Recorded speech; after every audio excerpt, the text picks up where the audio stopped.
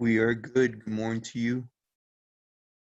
I'm doing well. I'm doing well. I'm excited for you guys because this is the week. This is the week where we're gonna have people sending us things, different cool things. I think one of the challenges we'll have this week and probably the next week too is just the business evaluations. And so I do want to know from you guys, who here has experience with doing any business evaluations, if there's things you've learned in school about them. And I'll ask that question at 10:05. Of course, we'll give everyone time to log on, log in, all that good stuff. But yeah, was the weekend good? You guys do anything fun? Not much, just with the family watching UFC, the whole nine. I don't know about you, but I don't know how your weekend was. Okay, UFC. I like that. I like that. So my weekend went well. I was able to. I went to the park with the kids. We got ice cream. Um, we ran around on one of the tracks, out one of the outdoor tracks, and it was a good weekend.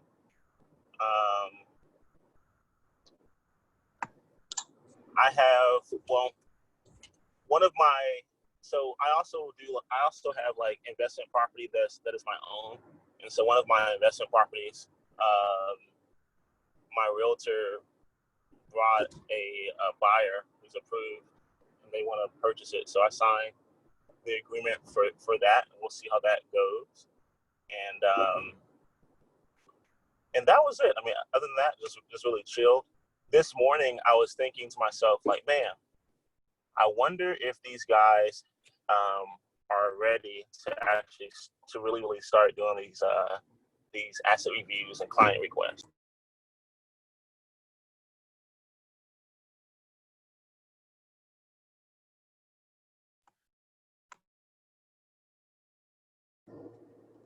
But that was really all of the weekend.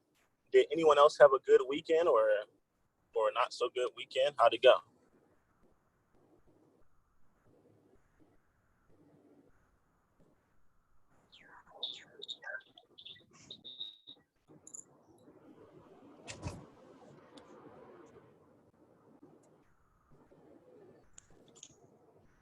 Hey Leland, this is Connor. I had a pretty good one. Nothing special, but just being able to spend some time outside and enjoy the fresh air and good weather. It turned out to be better than we thought it was going to be. Thought we were going to get hit harder by the tropical storm Faye, but ended up not being too bad. That's awesome. That's awesome that you're safe too. That's awesome that you're safe. Has anyone been impacted or know anyone who's been impacted by the coronavirus?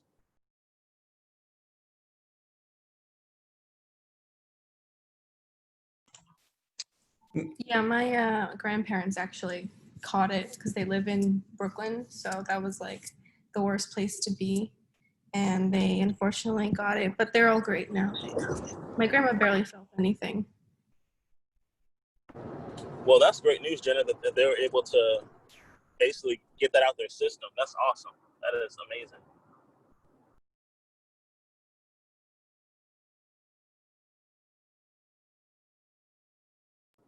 All right. So as you guys know, we're giving everyone until 10:05. We have about 2 minutes. Today we are actually going to talk about. I want to know where you guys are as far when it comes to underwriting businesses. Okay, so we're going to start at 10:05. We got a minute left.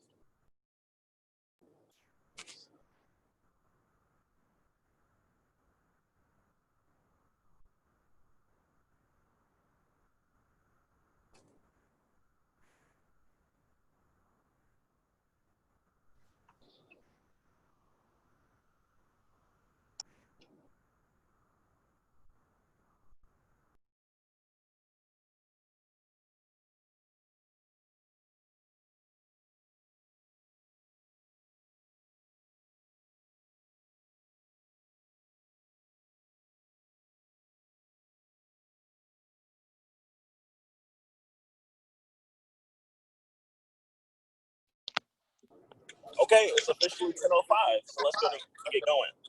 Okay, so I do want to know from you guys, who here has any experience with underwriting a business, okay? Who here has any experience with underwriting a business? The floor is open.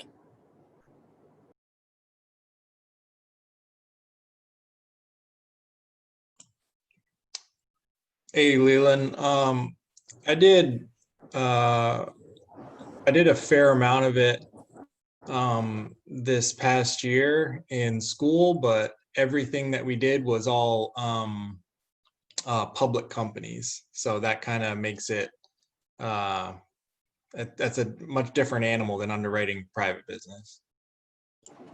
Okay, all right. Thank you, Connor, for sharing.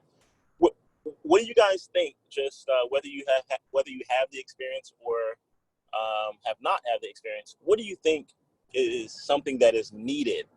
Like, what statements, what documents do you think we need in order for us to evaluate a business?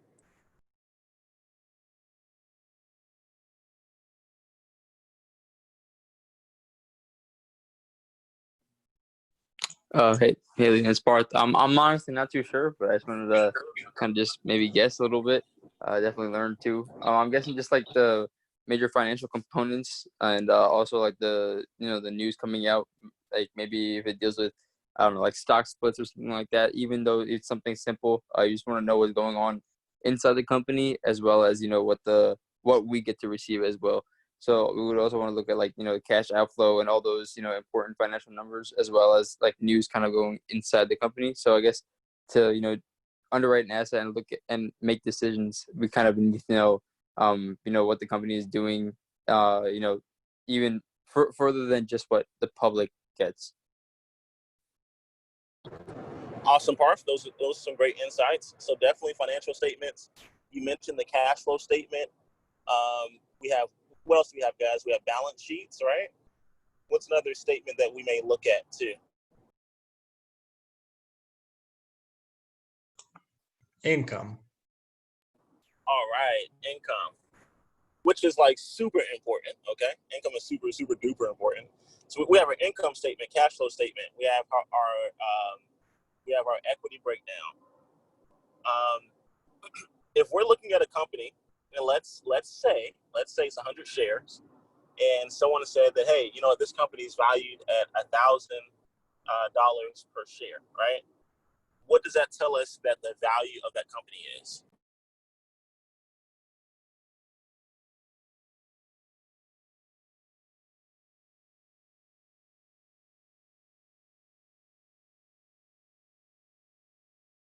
So we got 100 shares at the value of $1,000 per share, right?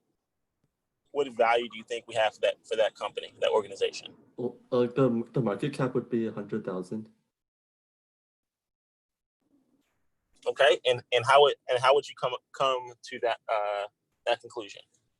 Like you multiply the value of each share by the number of shares. But like I feel like for like the true value, wouldn't you need to like find like the enterprise value, add the debt, and subtract like the number of cash how much cash they have? That is correct. Now, let me ask you this though. Dollar for dollar, a lot of times, are we going to find the exact value for a company? Are there things that we may use that does not have a dollar figure or dollar amount, right? Could it be the brand, maybe? Could we value them based on how strong someone is in the market? Could we value them based on the experience of the management team or the CEO? Maybe the track record of other individuals in the company? Is that something we can do as well? Yes, that's totally correct. Okay. Now, with us looking at smaller businesses, there's a lot of things that we have to be aware of. Normally, we're not going to have access to a lot of rock star CEOs, right? Looking at the smaller businesses, but we may be able to look and see what type of track record that a current CEO has.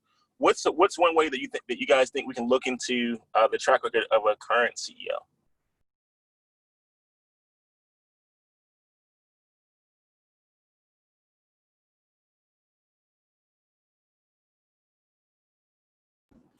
Could we become friends with them on LinkedIn? Yeah, like just see what their history is, see like what jobs they've taken. You could like look into those companies and see how those companies have performed in the past. And then like is the CEO like always trying to like, or did they go from a company with like 25 people to 100 people to 500 people? Like, are they continuing to challenge themselves and like step up their management capability? Awesome. And in addition to that, in addition to us looking at their work history and looking at the track record of the companies or organizations that they've been a part of, and seeing how their employee base is growing, we can also do something that's free, which is we can do a Google search, right, and look at different publications. And what I find is that a lot of times for especially CEOs who are trying to make a name for themselves, you'll find them in a lot of smaller regional publications, or sometimes even different trade shows or trade publications. Do you guys know what I mean by that, by trade publications or trade shows? I might guessing here, but I followed a lot of CEOs by looking to their podcasts or blogs. They like mention and describing some ratios and some current situations in real estate market.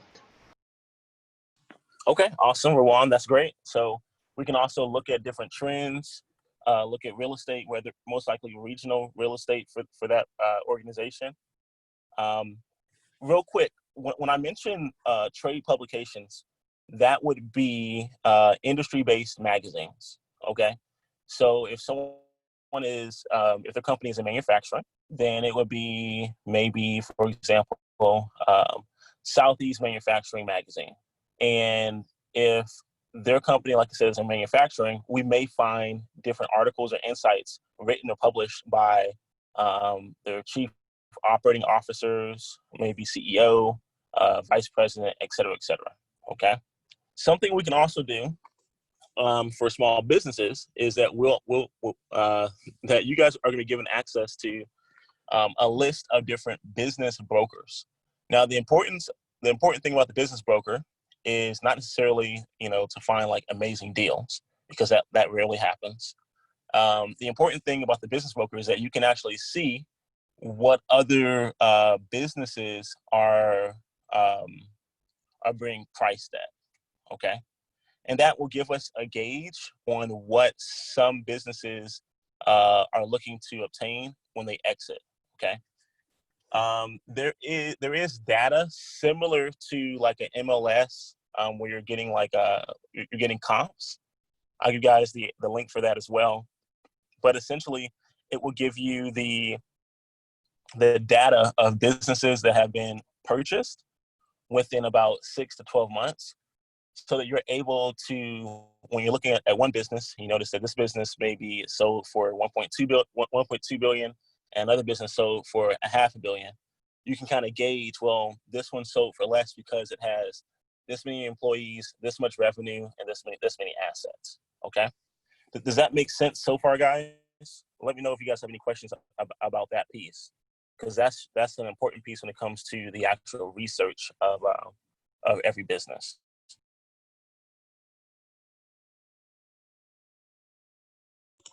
Sounds good. Okay, so the next thing outside of the research is whenever we're looking to acquire a business, especially with helping a client to acquire a business, we want to have an idea of what can be leveraged, right? What can be leveraged? So let's think about the debt book, and how, as you guys are growing the debt book, you're reaching out to different lenders. You're finding out the requirements for the lenders, the LTVs, the DSCRs, all these great things, right? Well, for businesses, more can be leveraged than just the building, right?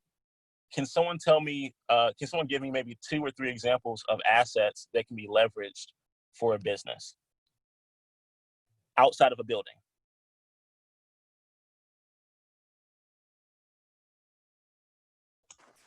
Equipment. Maybe inventory. Absolutely, Jad. Inventory can certainly be leveraged. What else can we have? Technology or equipment. Fantastic, Shrill. Technology and equipment, both can be leveraged. And in some instances, if it is IP, speaking of just technology in general, that can be licensed, right? That can be licensed to another company, and sometimes as a cross-sell. Before I was working here, one of the companies I was working for is called Dow Chemical. And we would actually cross-sell or license our some of our chemical products to our competitor, which was DuPont at the time. Now, currently Dow and DuPont are one company, but at one point we were actually licensing some of our chemicals to our competitor, to where so much to the case to where if we were competing in the same market, whether someone went with DuPont or DeKalb or went with Dow or Mycogen, et cetera, they still ended up buying a subsidiary of a Dow chemical product, right? So from a sales perspective, revenue perspective, it's still a win-win for the organization. Okay, what's one more thing that we could use to for leverage?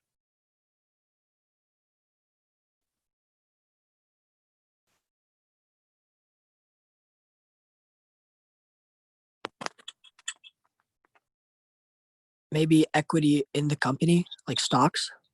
Awesome. So Jad mentioned equity. So that is totally true. So real quick, I want to go over this. The place that we'll find the assets to be leveraged is obviously going to be on the balance sheet, right? And what you guys are going to find out, and this is truly why I'm having you guys do the debt book, is at some point you're really going to go and look at the income statement, and then essentially look at the balance sheet. And what you'll be able to do, which we'll do tomorrow, I'll pull up a balance sheet of a small business, and we're just going to go down based on the balance sheet and know exactly how much we can leverage each and every asset. Okay, so right now there are lenders who will actually lend just on inventory, and they will lend up to 50% of the face value of the inventory. Okay, there are lenders who will lend based on invoices, and that's called factoring. So let's going back to the example earlier of a manufacturing company. If there's a manufacturing company and they have an invoice or some type of fulfillment agreement with a company for maybe 2 years, right? So they have a 24-month contract with them, and let's say that invoice with this manufacturing company is that of $30 million. That face value of $30 million can be factored, and it could be, and essentially money will be lent on that invoice. Okay, and sometimes based on the longevity of the company, based on the creditworthiness of the company, et cetera, they will lend you up to 90% of the face value of the invoice. Okay, 90%. Then we could go down to the balance sheet again. We can look at vehicles, right? Vehicles can be leveraged. IP can be leveraged. Technology can be leveraged. Machinery, equipment, on and on and on and on and on. And what you guys will find out is that essentially almost everything on a balance sheet can be leveraged. Now, one method that I want to talk about real quick, because you mentioned equity. How could we use equity internally to raise money? How can we use equity internally to raise money to acquire a business? How can we use equity internally to raise money to buy the existing business? What methods, what ideas do you guys have around that? When it comes to the retained earnings, like for an example, there is a year that they have profit of $100. Okay, so in this case, in case of divided to the shareholders, they will refinance in the business again. That's called internal investment. Absolutely. So having a refinance of the business, I love it. What is one more way to use the free equity in the business? And by the way, Rawan, I love refinances. I think refinances is probably one of the best ways to do a lot of things. Create an ESOP. Absolutely. Connor, can you explain to everyone what an ESOP is? Yeah, it's just a employee stock ownership plan, and like one of the other big benefits besides being able to create equity out of employees who already have a substantial personal stake in the business, is that it kind of raises their their interest in the success of the business, and that also has pretty significant tax benefits. I remember looking at a company that raised one, and they reduced their tax burden by a tremendous amount. Now, does anyone have an idea? Well, let me first ask this: is anyone confused on what Connor said just now? Yes, I believe you mentioned earlier about that for an example, the employee at the end of the year, he should invest in the company stocks. And that's what I remember previously from what you said. Okay, so it's a little similar. Okay, I'll give you guys two examples, and it can be used either way. So for many larger companies, let's say for a Fortune 500 company, what most companies had at one point in time is they had pensions, right, for most of their employees. And so essentially, based on your longevity with working with the company, they would go ahead and allow you not allow, but they would grant you a reward by having a pension. And so let's say you work there for 30 years, and maybe your pension is that of $4,000 a month upon you retiring. Okay. And so right now, I think it's not a lot of places that have pensions too much anymore. Mainly political offices have pensions. Okay, and public service sometimes. Okay, so boom, that happens.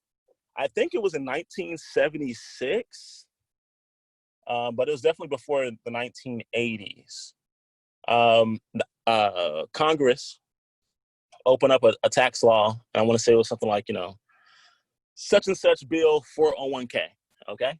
And it actually ended in 401k, which hence brought in the dawn of the 401k, all right? Does anyone who here can give me an example or tell me what a 401k is? And I'll tie this all together. I will.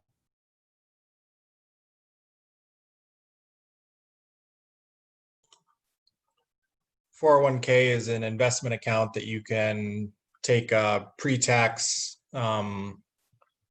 amount of your paycheck and put it into that investment account that's professionally managed. And depending on the company you work for, you may have some amount of matching. And it's helpful because it's you get to take that money out pre-tax and have it invested for you. Okay. And any questions, guys, real quick? So I don't want to leave anyone behind. I do want to make sure that we're all understanding everything so far. Does that make sense, guys, so far about what a 401k is? Yep, makes sense. Okay. So one of the things, so what happened was that Congress said, hey, you know what, corporations no longer should you have to pay a pension to your previous employees. Now let's make it so that every single employee, it's their responsibility to invest. 401ks are optional. They're not requirements. Okay. They are optional. They're not requirements. And they normally, for a 401k, once you open one up, and let's say it's an employee 401k. They will give you options, the pre-selected options, pre-selected options of things that you can and cannot invest in, okay? Pre-selected options of things you can and cannot invest in. And normally the things that they will allow you to invest in are things that are mutually beneficial for the organization that you work for, okay, or company you work for. Now, what has happened, or what you can do for acquisition, as an example, is you can allow the employees or the management team to go ahead and reinvest their earnings. So, right, when everyone gets a paycheck, that's considered an earning. They can reinvest their earnings, and instead of putting it back into a 401k, where it's kind of quasi like putting it back into your own company, you would directly buy shares or stocks to own part of your organization. I believe Ford and GMC started doing this very, very heavily in the 80s and 90s, allowing their employees to purchase back into their company, but at a discounted rate of buying the shares, okay? Now, it works perfectly if you have a publicly traded company, but it can be a little sticky if you have a private company and your employees or management team are buying a lot of shares. Do you guys know why it works? It works perfectly for a publicly traded company. It increases the value of the company stocks, to be specific. It does impact the company's equity, yes. What's another reason?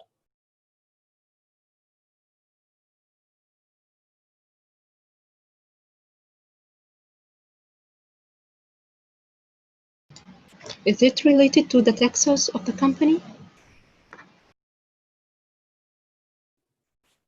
Well, yeah. So it does impact the company's value, yes, and it does impact its valuation, yes. But the key thing that I'm looking for on this one is how. Okay, let's put it this way. Remember the company we talked about as an example that had 100 shares and $1,000 per share. You guys recall that? Yeah. Yes. Okay. Well, in that company, how many shares do we have? Just 100, right? There's a set amount of shares. Yes. Whenever a company has an IPO, initial public offering, what happens to that company is that its one share oftentimes turns into like 10,000 shares. Does that make sense so far? Yep. So okay, cool. So it's no longer, hey, we have 100 shares. The 100 shares is like 1 million shares now. All right. And that happens, I believe we talked about it in one of the earlier trainings a couple months ago, where it takes place in something called multiples, right? So if it's a manufacturing company and that company's going public, well, for every $1 that they have on their books for earnings before interest, taxes, and depreciation and amortization, EBITDA, for every $1 they have there's a multiple there, and it could be 20 times that, right? And so on a privately held company, it's going to be more. Hopefully, it's going to be more expensive for someone to purchase all those shares, because if not, you'll have basically a corporate takeover, okay? And you may own the company today, and then a year later, the employees own everything. But what you can also do, which most companies do anyway, is they put a limit on how much the employee or the management management team is able to purchase of the company. Does that make sense so far? Yes, that's totally correct. Okay. And so what most companies do is, once you take the income statement and once you're able to see what the actual earnings or equity is available, you can go ahead and give it a smaller multiple, and you can turn, that one share or that $1 maybe into $20, and then you would go ahead and sell the inflated equity essentially to your employees or to the management team. All right. So that's one way to acquire a business, but to do it with a little more creativity. All right. So we have the balance sheet. We can use the invoices. We can use the vehicles. We can use the checking account. All right. So one of the things that we'll talk about as well tomorrow is something called a cash advance. Who here can tell me what a cash advance is?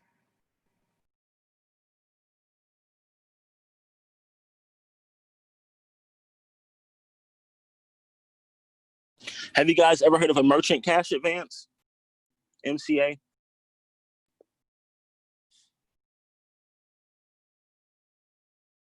I'm not too familiar with that. Okay, that's good. I'm happy that you guys aren't. Okay.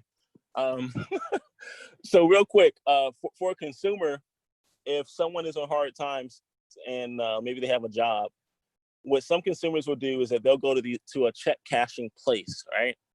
And this check cashing place will cash their check, or sometimes will give them a check in advance. Okay, that's just called cash advance.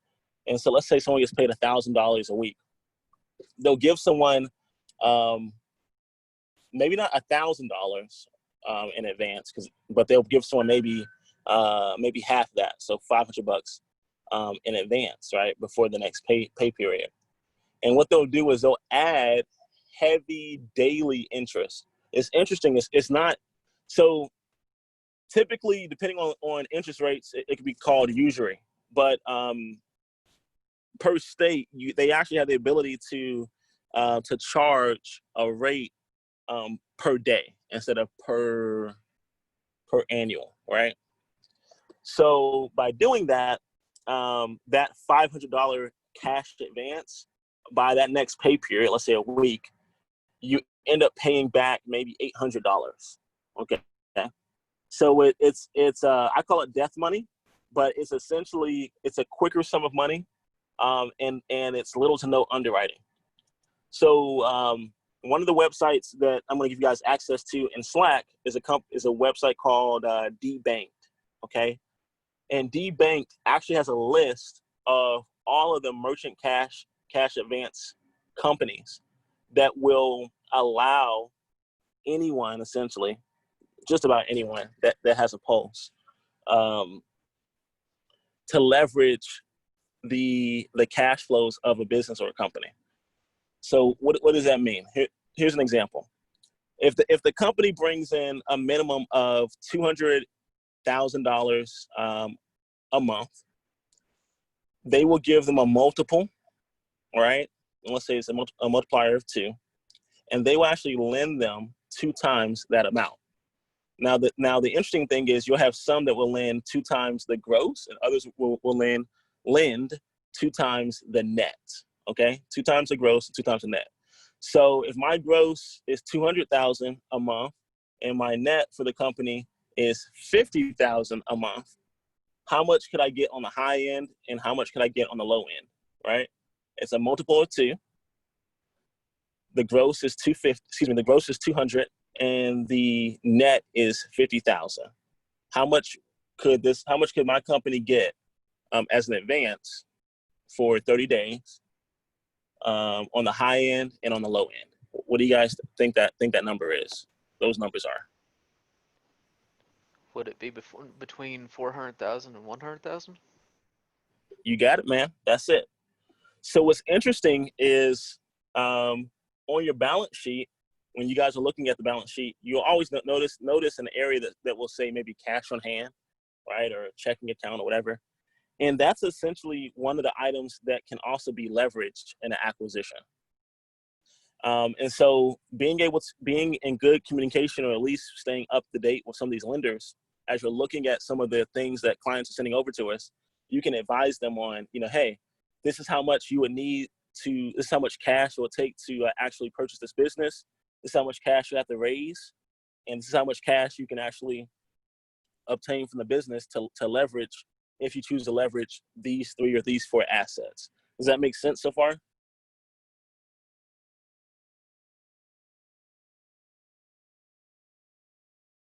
Makes sense. Yeah. Okay. So, all right. So let's transition. Later today, I'm going to add, there's a few companies that I was sent last week. I'm going to add those companies to the underwriting business folder. We're going to go through one or two of those companies tomorrow, right? Where I'm going to share my screen with you guys, and you'll see exactly how I would take a glance at looking at the particular businesses. Also, though, I want you guys to start in your individual teams. I want you guys to start on specific assets. Okay. So, with that being said, let me tell you guys exactly what the assets are.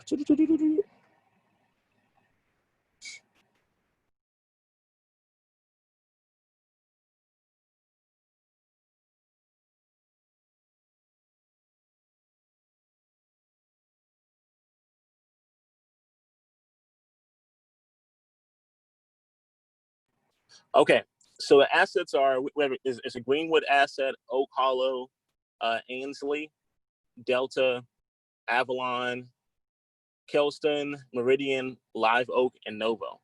All right, those are the assets that you guys are going to do a review for. The good thing about this is it is not due Friday. This is a 7-day turnaround time. So it's basically due close of business on Monday. So that's Monday of next week. Okay. What I would suggest, some of these assets are larger than others. Some have multiple buildings, et cetera, et cetera. What I would suggest is, as a team, that you guys go ahead and delegate. Maybe you have one person work on the exit strategy and another person works on the actual ratios. Or maybe you have one person work on the ratios and someone else will actually work on finding out the 3 lenders or the 3 lending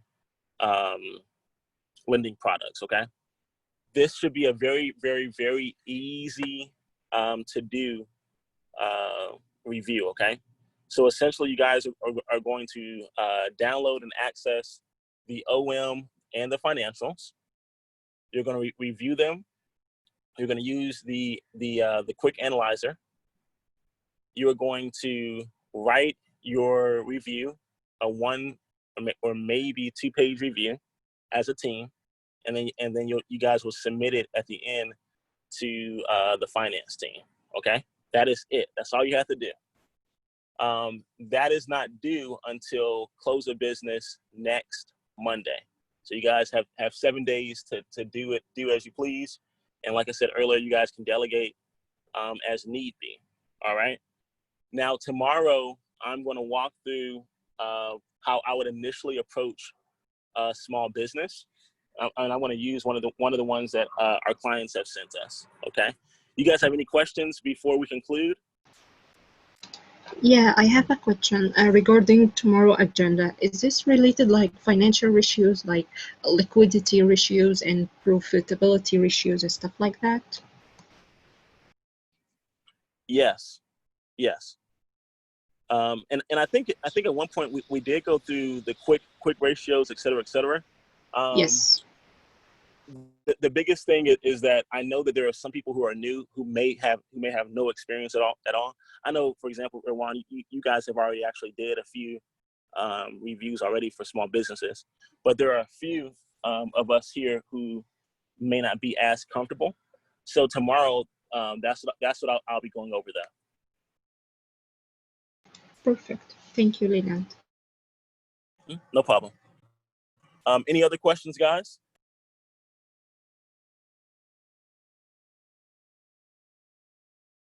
I think we're good. Okay, awesome. All right, so we are recording, as you guys know. I'm going to end our meeting.